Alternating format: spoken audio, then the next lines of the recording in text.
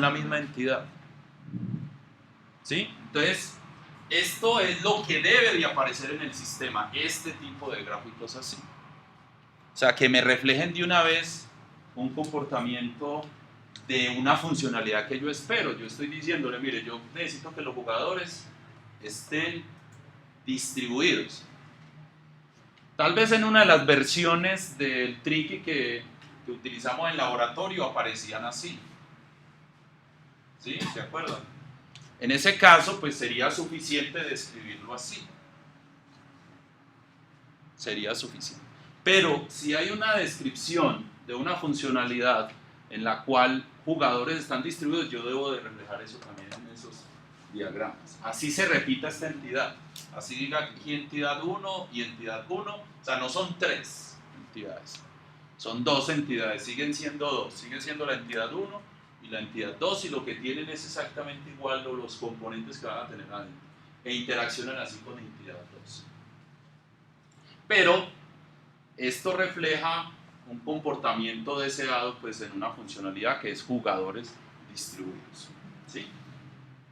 Muy bien, entonces este es el primer acercamiento, lo que llamaremos diagrama o diseño global del sistema. A partir de acá comienza a hacerse explícito y en paralelo de aquí en adelante unas cosas que vamos a llamar decisiones de diseño del sistema. O sea, nosotros tenemos que comenzar a hacer explícito algunas decisiones de diseño, ya sea de características no funcionales o de características funcionales. Por ejemplo, una decisión de diseño podría ser, qué sé yo, la gestión de usuarios de un tricky, yo lo voy a hacer en memoria versus bases de datos, por decir algo. O sea, yo empiezo a describir decisiones que me van a empezar a apoyar el sistema. Y esto es en paralelo. Cuando digo en paralelo, es que desde acá comienzan a darse algunas decisiones de diseño. Por ejemplo, ¿qué decisión de diseño puede haber aquí? Que pueden venir inclusive de requisitos funcionales. No. ¿Cuántos juegos puede tener o no un jugador? O sea, ¿solo puede tener uno o va a poder tener N? No es lo mismo diseñar un cliente que pueda jugar un solo juego a N juegos. Entonces yo empiezo a anotar eso en decisiones de diseño. Entonces, pues debo de permitir que un jugador tenga varias partidas al tiempo. Entonces yo tengo que resolver eso. O, por ejemplo, otra decisión de diseño va a ser la variante de arquitectura que tengamos del sistema. Voy a utilizar cliente-servidor de 2 niveles, voy a utilizar P2P híbrido con servidor centralizado. O sea, todo eso yo lo debo de ir poniendo explícitamente. ¿Cuáles son las decisiones de diseño del sistema? Que te van a orientar pues tu diseño. Y es en paralelo, o sea, de aquí en adelante o inclusive desde ese diseño global comienzan a aparecer. ¿Qué sigue luego? Una vez tienes a esas entidades, como que les haces zoom a esas entidades y identificas una cosa que vamos a llamar componentes. ¿Componentes a qué nivel? A un nivel tan bajo como un objeto o un nivel tan alto como componente paquete. En un acercamiento como top-down, es muy conveniente comenzar a identificar componentes. Particularmente me gusta más componentes, o sea, donde todavía no escribo ni métodos ni nada, o sea, simplemente nombres de funcionalidad, de paquetes, de componentes. O sea, yo podría tener algún nivel de abstracción. Y ojo, ese nivel de abstracción a nivel de componentes que yo voy a empezar a meter aquí, yo voy a empezar a decir, listo, aquí yo tengo esto, yo tengo esto, yo tengo esto, y esto es así, esto es así. Adentro de una entidad debe mapear las mismas relaciones o interacciones que se identificaron en el punto 4.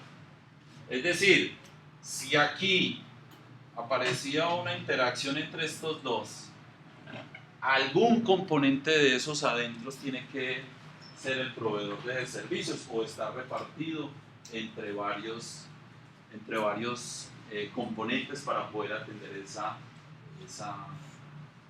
interacciones. Entonces ya empezamos a hablar de un diseño más detallado del sistema. ¿Sí?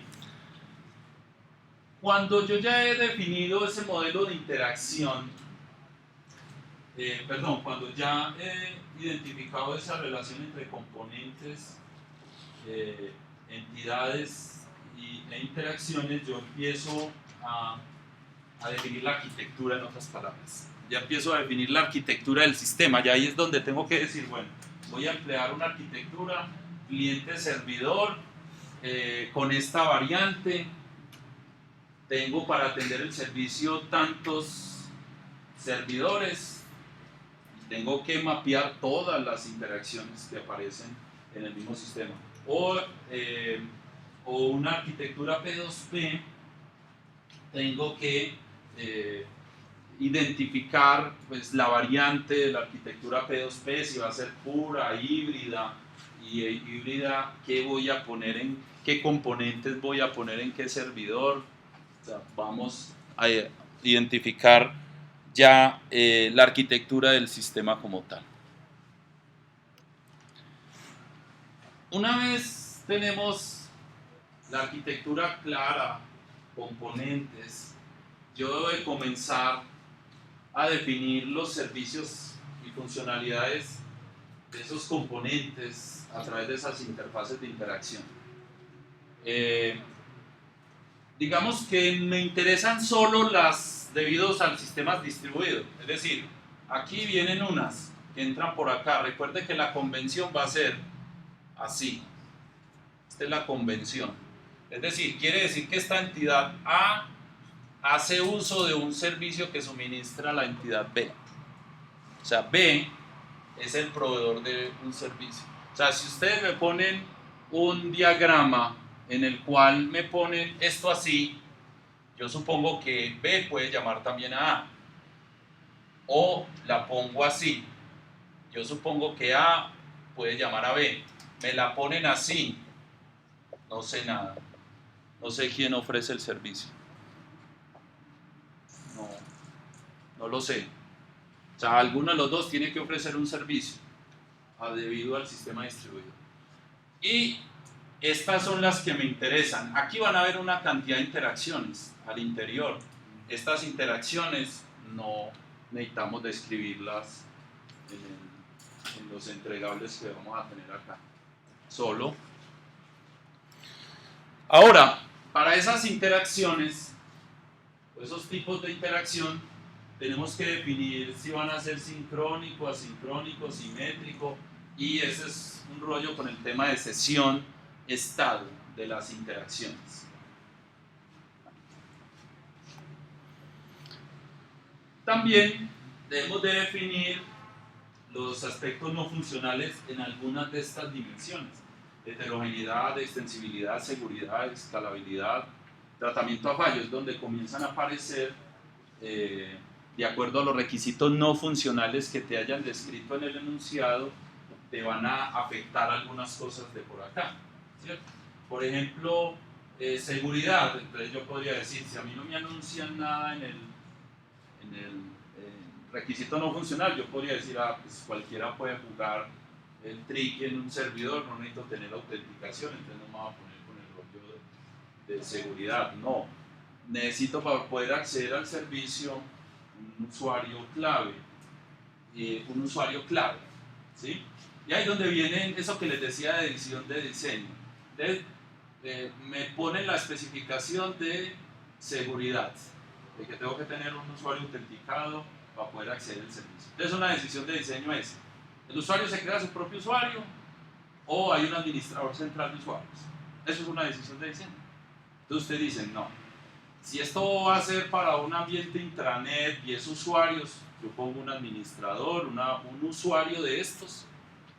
Por aquí tengo que poner otra entidad, que será la entidad 3, que vamos a llamar admin, y que por aquí va a haber un fulano, que es la que nos va a crear los usuarios. O no, yo voy a tener 1 millón de usuarios. ¿Quién controla eso centralizado? Nadie. Los usuarios mismos crean sus propias cuentas. Eso es una decisión de diseño. Es de esas que se van documentando en paralelo, que les iba diciendo. ¿Cierto? Entonces, así comienzan a aparecer cosas donde ustedes tienen que decidir.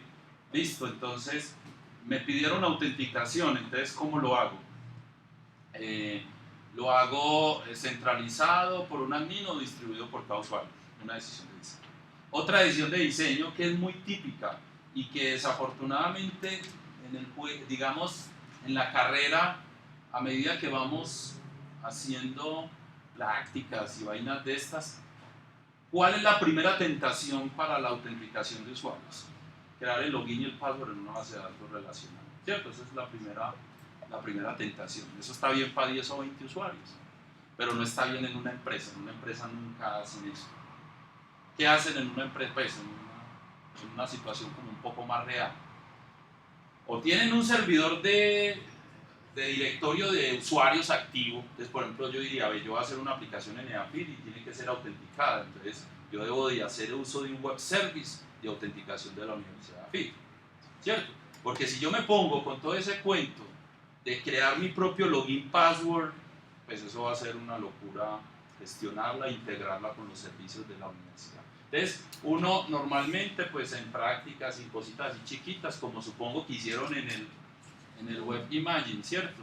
Pues nadie me dijo a mí, pues, en qué contexto iba a correr esa aplicación. Entonces, ahí es donde uno toma una decisión de diseño. Sí, señor, yo voy a utilizar mi propio sistema de autenticación y lo armo y lo monto y creo mi base de datos para hacer eso, pero conscientemente de lo que estoy haciendo. O no, me apoyo de un sistema de autenticación externo. Entonces yo tengo que poner una entidad 4 por aquí. Una entidad 4 que esta entidad por aquí, yo qué sé, OutServer o algo así. Y eso es una decisión de diseño. O también es una decisión, esto es digamos un externo. También decisión de diseño es esta. Tener un sistema de autenticación propio. Sí, yo lo defino como una base de datos, lo pongo en un servidor, ya tengo mis logins y password para compartir entre muchas aplicaciones. Eso es también una decisión. Entonces mire que uno puede ir apareciendo sobre la marcha, pues decisiones de diseño, muy importantes estas de acá, y son explícitas. Yo les ruego que sean explícitas. O sea, ¿cuáles son las decisiones de diseño? Ojo que estamos en un ámbito de sistema distribuido. Decisiones como si hago 2 clases o hago una clase es irrelevante para el sistema distribuido, digamos. Pero una decisión de diseño, si yo voy a manejar autenticación propia o externa, voy a utilizar un LDAP server, eso sí es una decisión de diseño que yo tengo que hacer. Uno arranca funcionalmente con 2 entidades muy desde la funcionalidad, pero eso se le va agrandando. Pueden empezar a aparecer gestión, puede empezar a aparecer autenticación. Inclusive en el primer reto, que es el de imágenes, yo podría fácilmente utilizar un servidor de sesión para la gestión de imágenes y otro para almacenamiento. Yo podría decir, de edición de diseño, el almacenamiento es externo a la gestión de las imágenes, etc. Bueno, entonces íbamos... entonces en aspectos no funcionales. Ahorita vamos a poner en uso esta de extensibilidad, que algunos violaron en el reto 2. El reto 2 decía, basado en el ejemplito que yo les había mandado, agregué estas funcionalidades. Pero muchos lo hicieron todo de cero, ¿no? Entonces, ¿qué quiere decir eso?